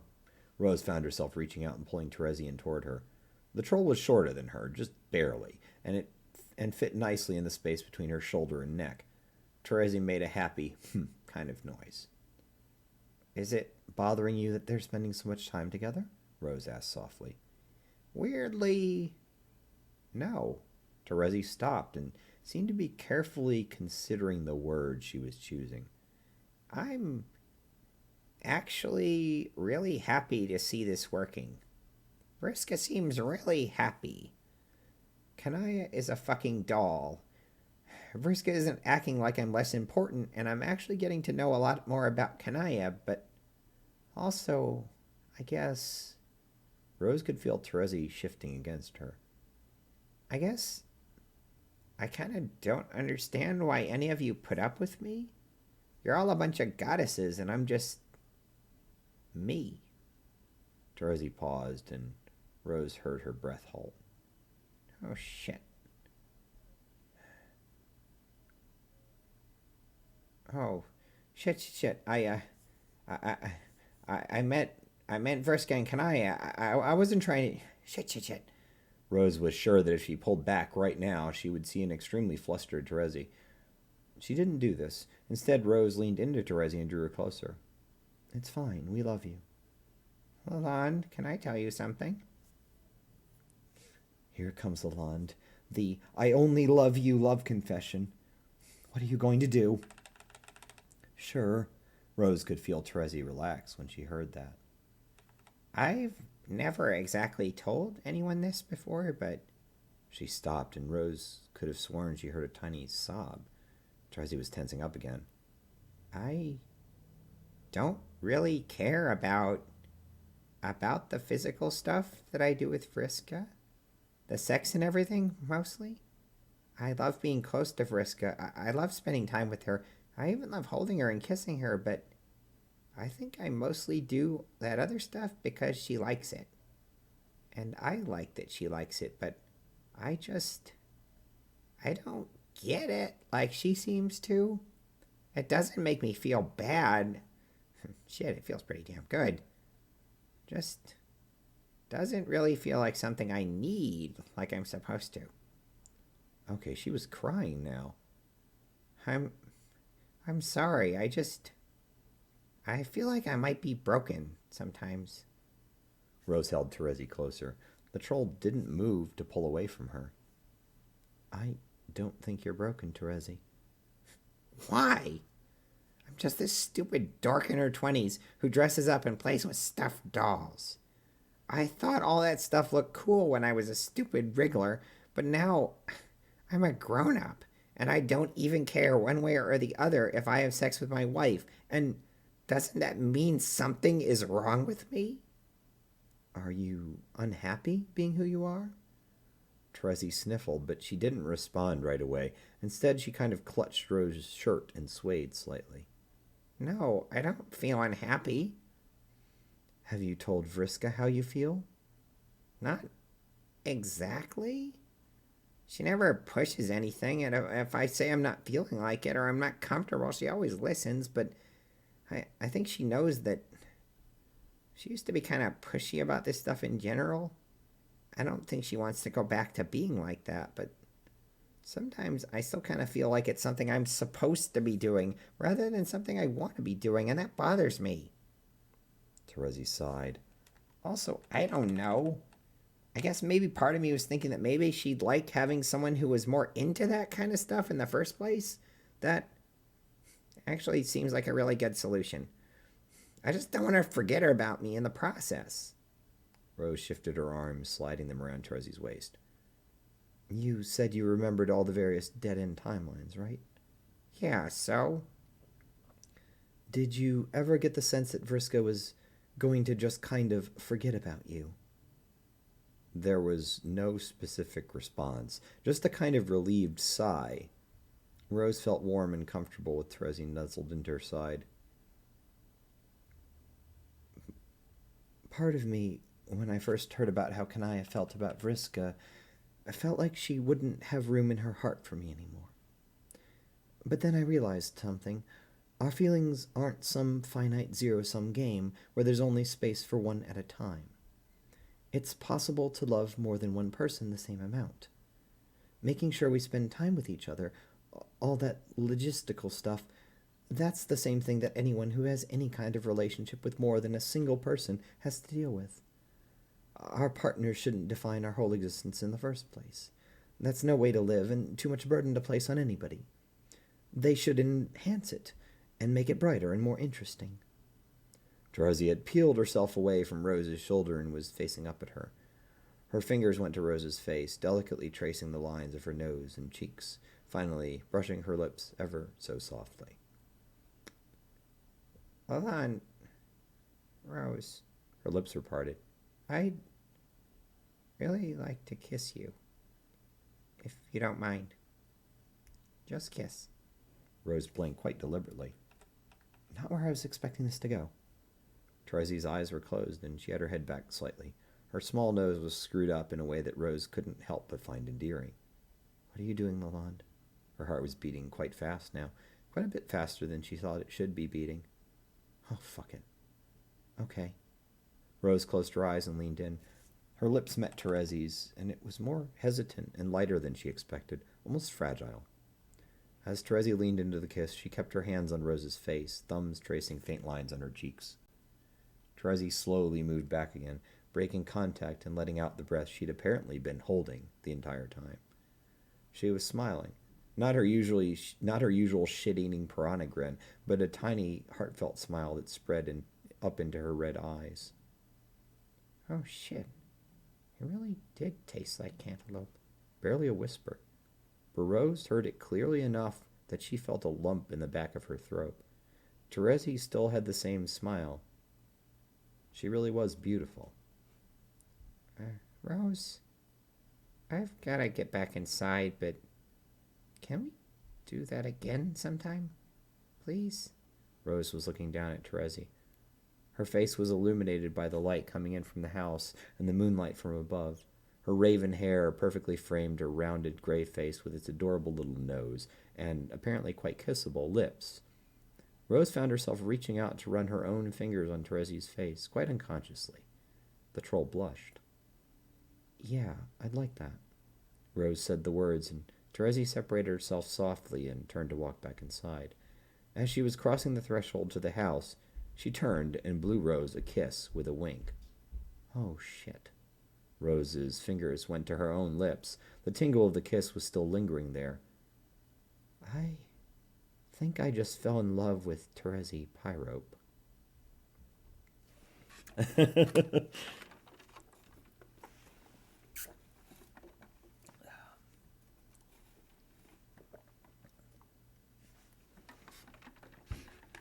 And also begins the Terezi is asexual, a non-sex repulsed, not aromantic asexual plotline.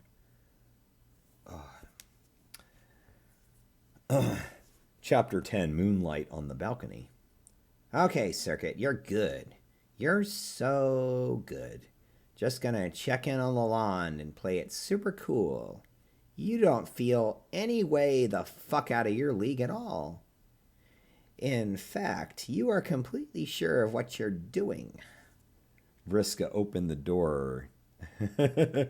Yeah. Vriska opened the door to the balcony quietly and slipped outside. Rose didn't turn around, but she motioned towards Vriska when the door opened. Hey, come over. I won't bite. That's more Kanaya's thing. Even from this angle, Vriska could tell she was smiling, so that was probably a good thing. Terezi back inside? Vriska walked up to the railing and leaned forward. She and Kanaya are downstairs talking right now. She said that you and her kissed, and then she got kind of weird and quiet, so I figured I'd give her some space and let her sort through whatever. A bit of hair was dangling in Vriska's face, and she batted it aside in a way she desperately hoped came across as casual. That's not why I'm here, though. I wanted to ask you something. A lot of that going around tonight, Rose replied with a lopsided smile. Vriska made a little pfft noise. How do you actually feel about me, Lalonde? Like, in relation to this thing we're doing now? Vriska? This was followed by a bit of a pause. Shouldn't have asked her that. I was so fucking stupid. I guess it's complicated. She finished without fanfare, then seemed to think better of that. No, you deserve an actual answer. She paused again, and Vriska wasn't sure if she was trying to stall to soften the blow of what she was about to say, or if she just hadn't given this a whole lot of thought. I mean, I think you've got a lot of amazing qualities. You're quite physically attractive, and emotionally you've grown so much in the last 5 years. I know it wasn't just 5 years for you, but from our point of view, I feel like I've just gotten to really know you over the last year. And I like you. A lot. And Kanaya really likes you, obviously. So does Terezi. Rose was looking up to the sky, at the moon. The thing is, I'm not exactly sure how I feel about you completely. Not in general, but specific to the thing we're doing right now. I'm still not exactly sure what I feel comfortable with and how far I want to take things between you and I. Shit, that's what I was afraid of. Vriska put her hands together in front of her, wringing her palms. Fuck. What is it, Vriska? That's kind of where I'm at with you. I can see why Kanaya loves you the way she does, and Terezi's apparently got a bit of a crush on you, and that's cute as shit. But I guess I'm still kind of figuring out how I feel. I mean, shit, Lalonde, you're pretty cool and hot and smart and all, and I would not kick you out of bed. Rose turned beet red at that one, and Vriska grinned. But I guess I'm still working on whether or not there's anything more than, oh, look, she's pretty hot between you and me. Okay, that's fair. Rose leaned in a bit, and Vriska shifted to bump hips with her. They both laughed. Honestly.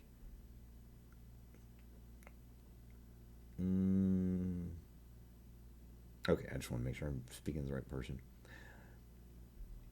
Honestly, I'm glad that things worked out this way. It could have gone so wrong.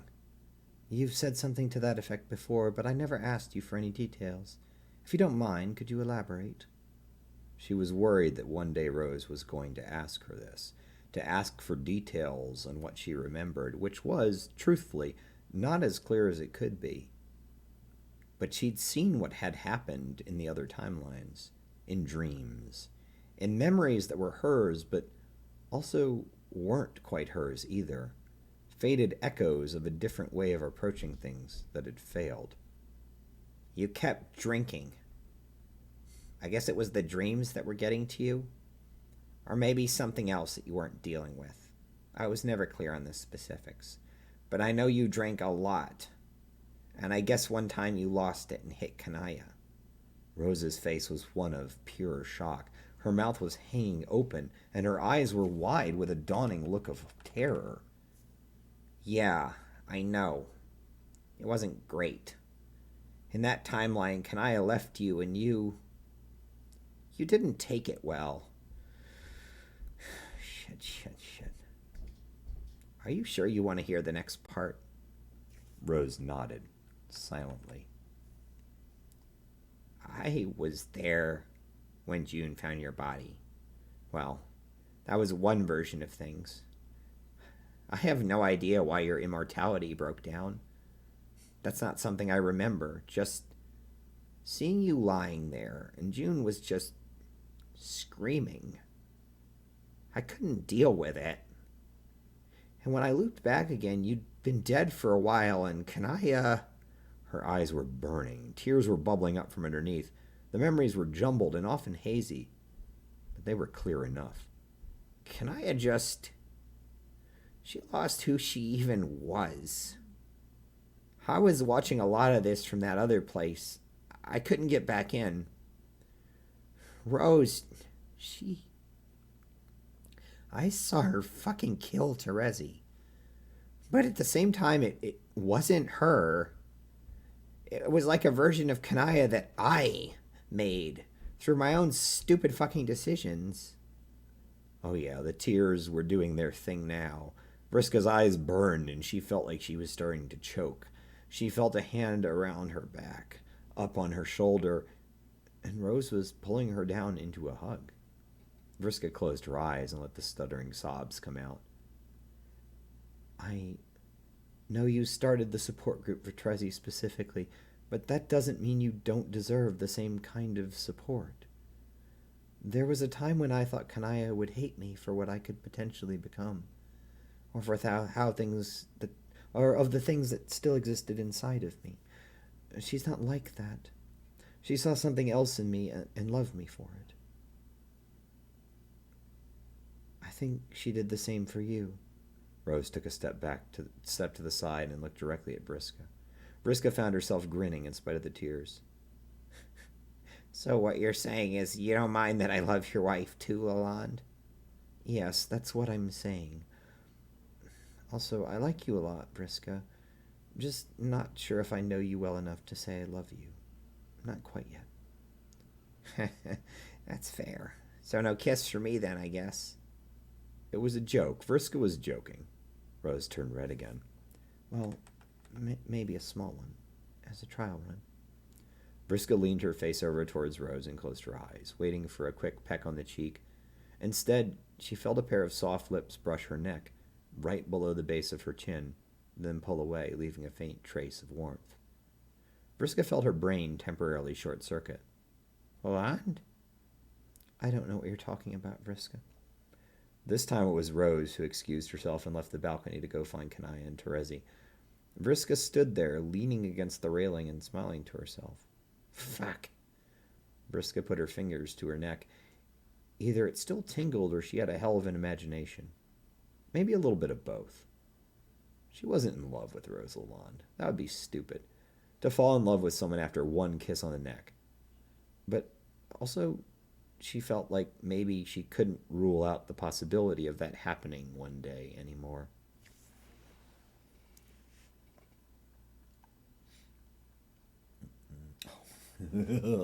I love this chapter. I'm going to go use the bathroom really quick, and then I'm going to come right back, because I like this chapter a lot, and I don't want to break in the middle of it.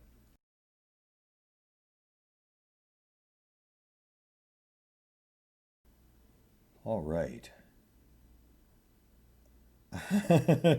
Yeah, actually, so the mint thing is actually something I've used as a thing for kissing Kanaya multiple times, because, you know, green and mint was probably the original logic behind that, but it kind of became a thing that I just headcanoned. Rose tastes like cantaloupe and Kanaya tastes like mint, apparently. And that's just science. Chapter 11, The Right Honorable Dr. Professor June Egbert, PhD, MD, Esquire. Cantaloupe, yes. It's mentioned very briefly in the last, or 2 chapters ago. because she's orange. That's the only reason. Again, very simple. I am a person of very, very basic tastes sometimes.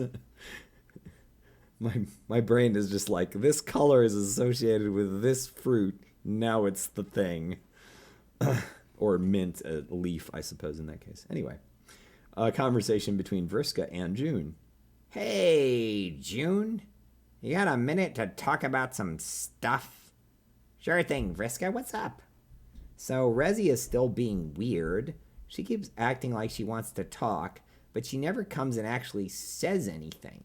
I'm feeling like I was being overbearing now. Help? Listen, orange is too on the nose. Oh, you don't like cantaloupe? You can headcanon your own version of rose. There's so many options. You could go with the orange from the god tier, or the yellow that's the accent. You could go with the purple that she's very associated with, or any variant thereof. You have lots of options. Your headcanon can be orange. This is literally the only time I mention that, so you just have to kiss a rose from a different AU, that's all. Or I don't know. Or I'll forget about that. I know you are. I'll forget about it and change it in a later fic because I've forgotten. Anyway, and then I'll have to retcon it. Anyway. Blah, blah, blah. Also, I think I might kind of want to make out with Rosalind. Just throwing that out there. Okay, so that's a lot, Vriska. Lucky for you, Dr. June Egbert is in. Oh, Jegus. We're really doing this, huh? You bet. You really need to sit down and talk to Terezi. Shit. No, not shit. I think she feels like you don't care. I know she acts pretty weird and prickly, but there's some stuff you need to hear from her specifically, and I think some stuff she really needs to hear from you. Please talk to her as soon as you can. Yeah, okay. Stuff is so hard. Switching gears, have you actually talked to Rose about this? No. It didn't really come up. After she kissed your neck, you mean? Oh, shit. Conversation between Rose and June. June, if it would be a bother, I have a matter I'd like to discuss. In your capacity as a most adept therapist, apparently. Dr. June Egbert Esquire is at your service. I am quite certain that designation is typically reserved for lawyers. Although I suppose it also doesn't matter much, this being a world we created. Yeah. So what's in your mind, Rose? So, I have a somewhat delicate matter I want to discuss with you regarding recent events. Specifically recent events occurring at the house I share with Kanaya. Your big date thing, yeah. Ah, yes. The big date thing is a good way to put it. In any case, I may have taken certain overly bold steps, which I am not quite sure if I regret or not. Specifically, I believe I may or may not have kissed Vriska. Specifically, I kissed her on the neck. Rather suggestively. And I'm not entirely sure why I decided to do it. I suppose I got caught in the moment. That doesn't sound like... Also, I kissed Terezi on the lips. Okay, so that still doesn't sound like... I'm pretty sure I'm falling in love with Terezi. Okay, so, did you kiss anyone else recently?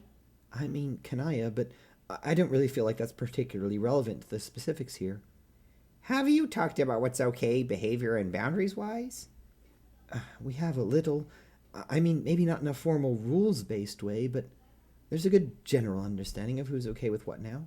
It's an evolving process. Between Vriska and June. Wait, what? You know about that? Vriska, you know that a right honorable therapist cannot disclose her patient's info. That is like the #1 rule of being a professor doctor. Okay, that sounds like hoofbeat shit. Also, what? What did she say about me? I don't recall saying anything about a specific person who gave me this information. No one else was there. Just the kisser and the kiss. Kissed? Kissy? Me, dumbass. The one who got kissed. I can say that I would have advised such a person to talk about their partner's healthy boundaries and such, but also so no one to talk to their partners, healthy boundaries and such, but also so no one feels like they're being left out or neglected, which brings us back to the topic of Terezi, who you should be talking to very soon. Fuck. Okay, Egbert, I'll talk to her. You're worse than Fuzzy Fangs. Probably not as good a kisser either. Wink. Vriska.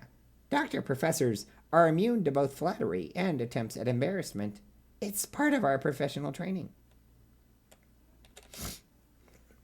Terezi and June. Hey, June. Can I talk to you about something sensitive? Promise you won't laugh. I swear to it on my oath as a right honorable doctor, professor, therapist, I will not. I can't tell if you're joking.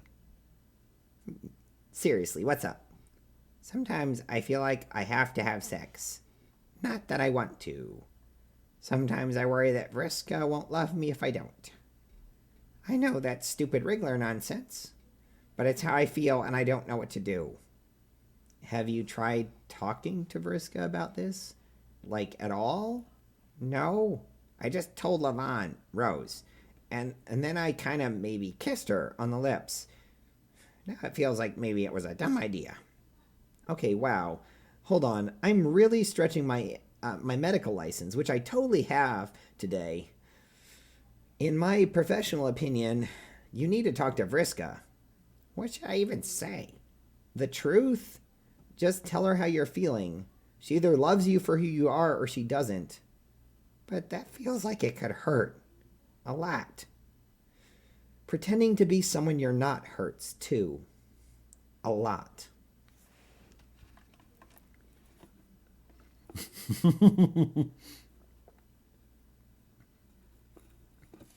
Yeah, Rose just talking. Like,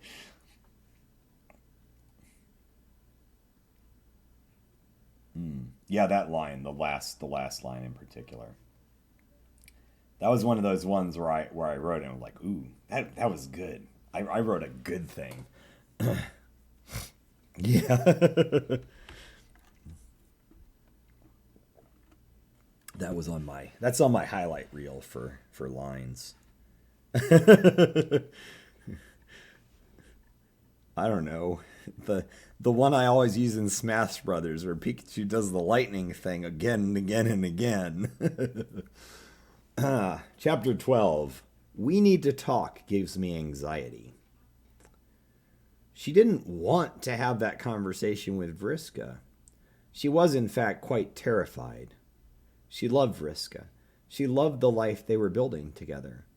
She was even coming to love what they were building with Rose and Kanaya. The last thing she wanted was to have all that smashed in front of her. You're broken. I don't love you anymore. I can't be with someone like you. It didn't matter if it didn't make any sense. It all seemed so totally real to her. Even her skills as a seer were drawing a blank. It was like there was this complete blank spot near her feelings on this, and she couldn't figure out how it was going to play out. So there was only that paralyzing anxiety that kept gnawing at her guts. Terezi sat in the living room and read quietly. She was mostly able to pick up the print by feel, an ability she relished.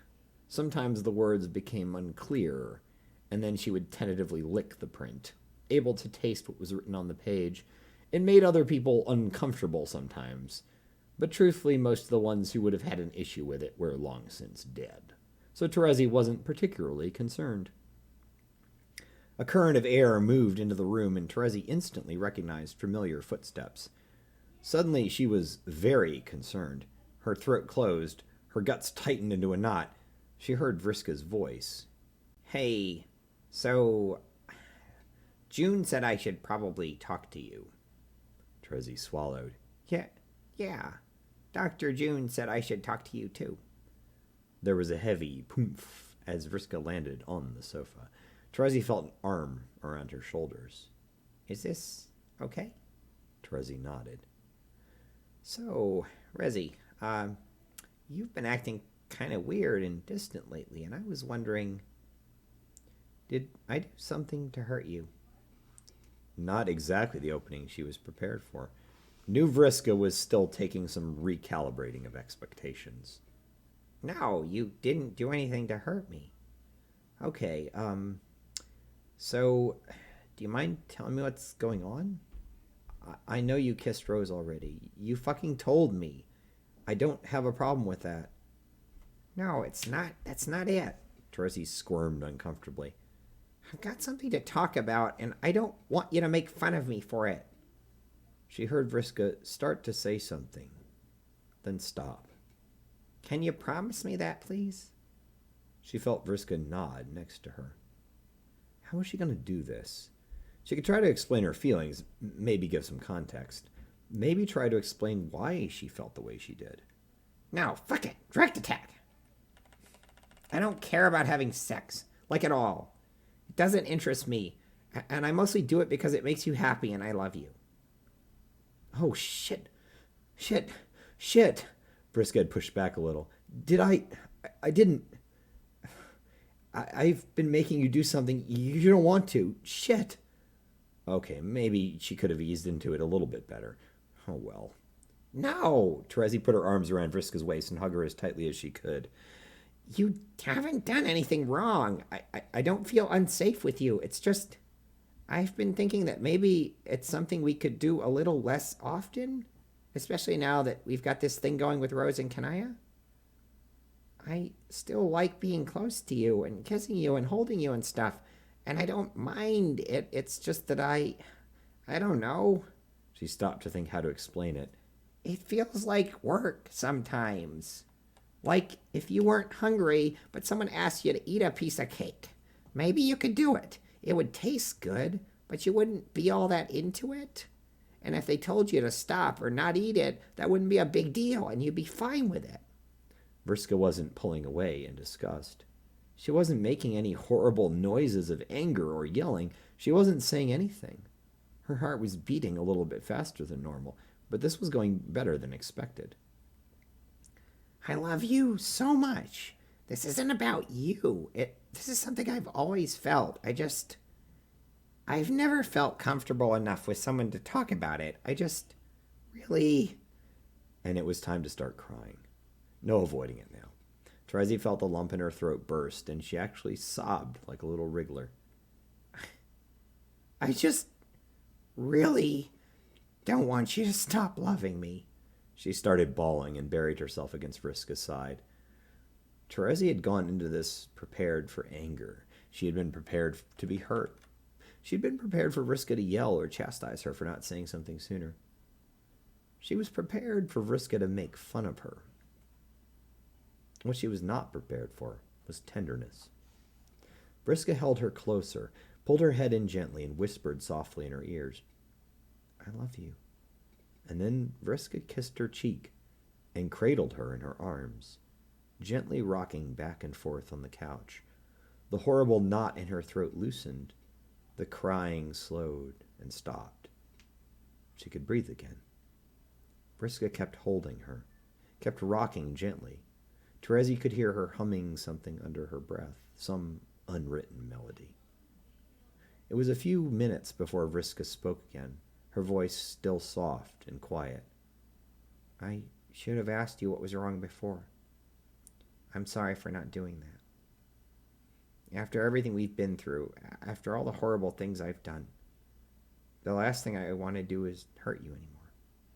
Vriska put her hands to Terezi's face and leaned in to kiss her on the forehead. I know you've been through a lot of changes, Terezi said, not moving from her spot leaned against Vriska. You've been really good these past couple years of making me feel safe and loved. I don't want you to think this is because of something you did. No, I get it. It's part of who you are. Yeah, trust me. I get that. Terezi supposed that was certainly true, all things considered. I can check how you're feeling about stuff before we do it. That'd help, right? Terezi nodded. And I'm not going to be upset if you're not in the mood or you want me to back off. Terezi nodded again, her turn to speak. That sounds good to me. If you want to do stuff with Kanaya or whatever, that's fine too. We all agreed to this. I don't feel like you're doing anything wrong, and I don't want you to feel like you are either. Okay, yeah, Terezi? Hmm? Seriously, I'm not gonna just stop loving you. I don't want you to think that. Terezi smiled. Okay. I'm not gonna just stop loving you either, dumbass. She could feel Vriska smile back. Terezi reached out, grabbing her hands towards Vriska. Bris, give kisses. She pursed her lips and felt Vriska lean in and kiss her right on the mouth. It was gentle, then less gentle, but it felt so goddamn good. Terezi let that feeling linger, let herself get caught up in it, let it wash over her and flush out every trace of the anxiety she'd been feeling before.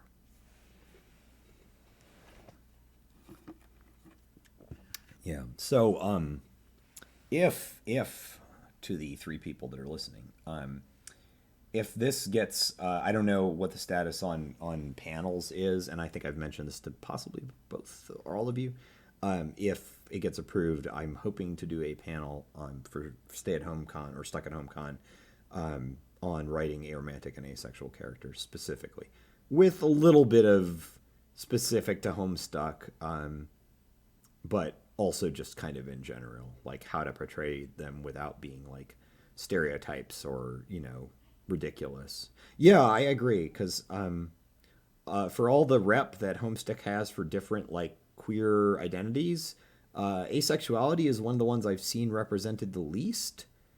And I don't know. Crow's been dealing with a lot. A lot has been happening in the world since Stuck at Home Con's panel application opened. So they are dealing with it. They made a tweet about like, yeah, sorry, it's taking a little longer than normal, but yes, that is correct. Yeah, Crow organizes it. So that is still in process. But I'm making an outline and stuff, kind of in case it happens, so I won't be completely caught off guard. But yeah, like I don't see asexuality or aromanticism portrayed a whole lot in fanfic for Homestuck. But whenever I write it, I always get people that comment on it, like, "Oh, that's cool." I can't do that. That's true. Yeah, I will probably still do a presentation on it because I think it's an interesting topic, and I obviously think a lot about it, being ace myself. But yes, yeah. And on Twitter at Stuck at Home Con, I think is the not SAH. It's Stuck at Home Con. It's cool. Oh, this is the last chapter. Holy shit, we actually got through the end of this in only 2 hours. Yeah, no, I would love that. That would be really cool. Anyway, chapter 13, Last Call. And then I'll probably read some like short stuff because this is the last chapter. Like, wow. The group, Dave, shut the fuck up already. If I may make a suggestion, I believe that this group has perhaps outlived its original purpose. That is to say, I think it should be perhaps disbanded, in a sufficiently somber fashion as befits the end of an era. Right Honorable Dr. Professor June MD, PhD, DDS concurs. It's been like 6 months now. Yeah, fuck it. Burn this motherfucker down. That was not precisely the mood I was trying to convey, but yes, in essence, we will be burning this motherfucker down. I feel like this has helped a lot. Not what I expected, but I appreciate it. I love all of you so much. Even Dave. I also feel that this group has served its purpose. It would be best to allow it to go gracefully into the good night. To wit, let us burn this motherfucker down. Well, that's it. Burning this motherfucker down. Yo, wait a minute. Y'all ain't even gonna change the group name back? Someone blocked me from making changes. Nope. Vriska closed the group. Dave, shut the fuck up already.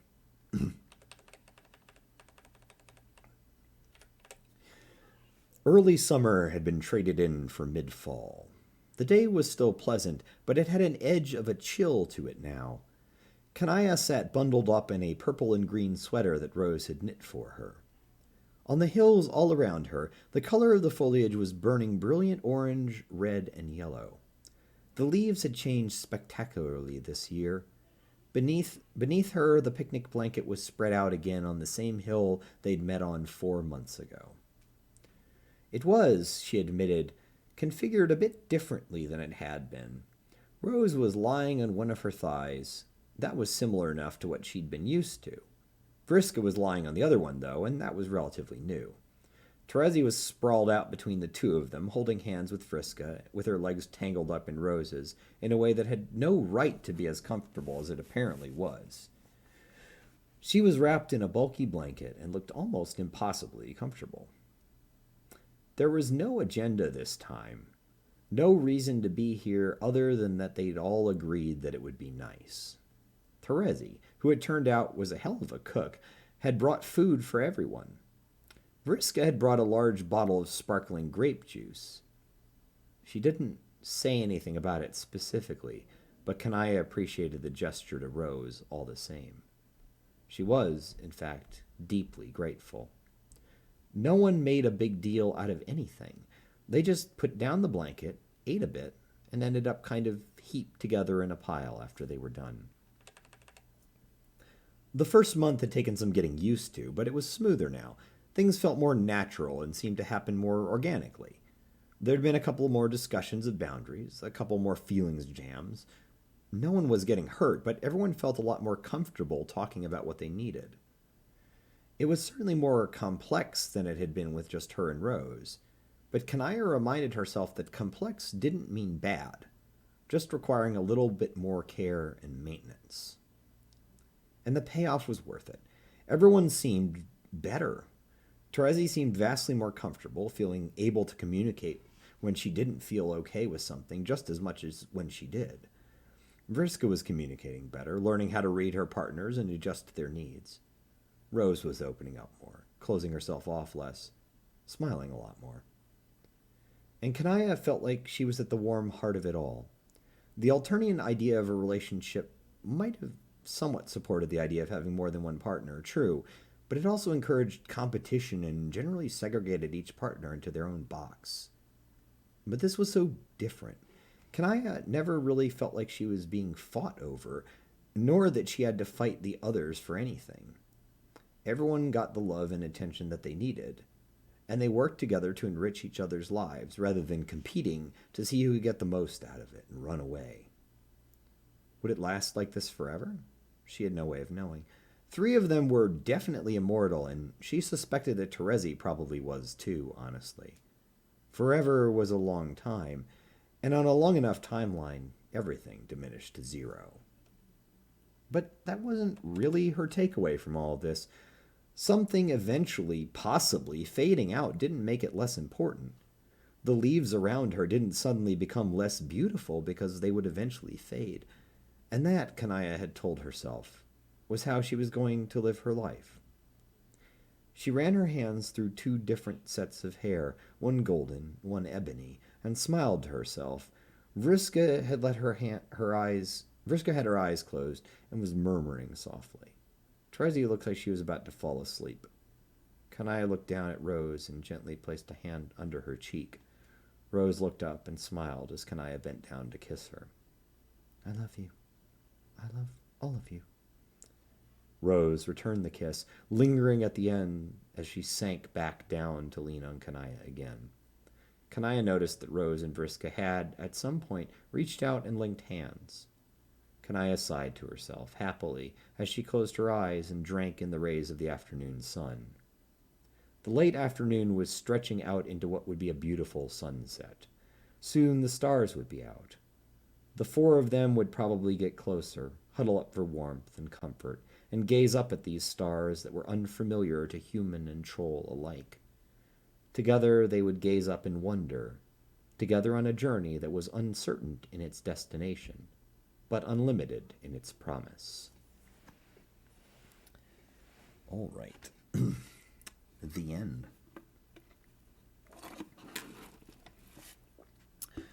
Okay. And that's the end of that.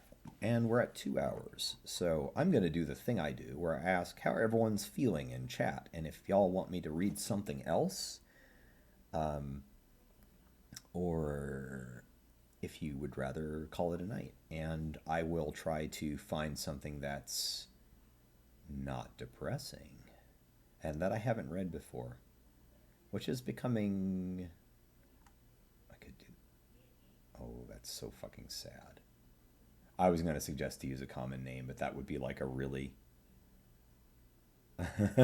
Oh, thank you so much. I had a lot of fun writing that. It's like...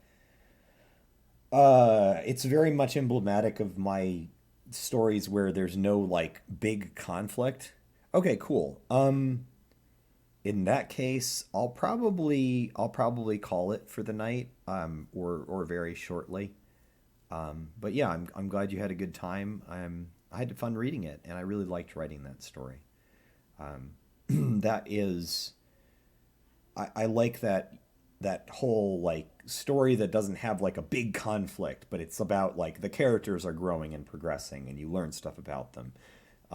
And that's what drives the story. So, you know, I have, like, a lot of the Forever After stories are like that. And, you know, writing a big, like, plot-based story is very different. So, but yeah. So next week, I don't know what I'm going to read because things are probably not going to be, like, super great, but I'll see how I feel. Oh, I should read The Forever Hole next week. I haven't actually read that on stream. Anyway, so I think I'm going to call it. I appreciate all y'all for coming in and listening. I hope you enjoyed it, and I'm glad you liked the story. I had a lot of fun reading it. Had a lot of fun writing it, and I will talk to y'all tomorrow when we do our community thing. So I will talk to y'all later, and y'all have a good night. Bye. Oh, wait, hold on. Before I do that, I've got to use my cue. Yay, I used my thing. Anyway, I'll talk to y'all later. I'll be in the Discord because I'm not going to bed for a while. So I hope y'all have a good night, though. And thank you for listening, and I had fun reading. Bye.